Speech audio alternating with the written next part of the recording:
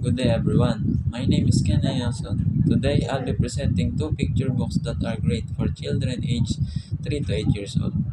So, what are picture books?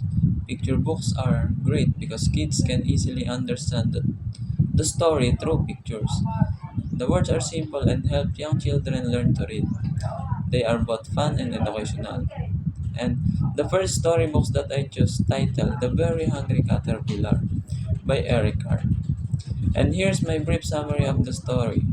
This story about Caterpillar, who eats different types of food every day until he turns into a beautiful butterfly. This fits the picture book's genre because it has colorful illustration and very simple text that young children can easily understand. Through this story, children can learn the day of the weeks, counting the names of food, and the life cycle of a butterfly.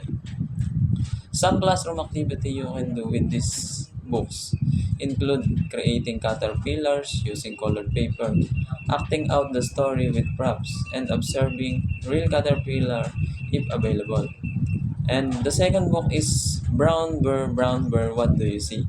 By Bill Martin Jr. and Eric Carr. And here's my brief summary. These books can follow pattern of question and answer to help children identify colors and animals. It is classic picture books because it's bright pictures and repetitive, engaging text. It helps children build visual recognition and memory.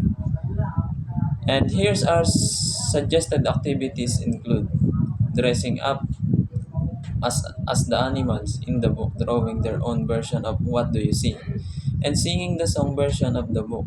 Picture books are powerful tools for both learning and fun. They help kids grow in imagination, language,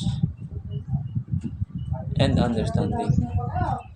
And thank you for listening. I hope you found this example helpful and fun to use in this classroom.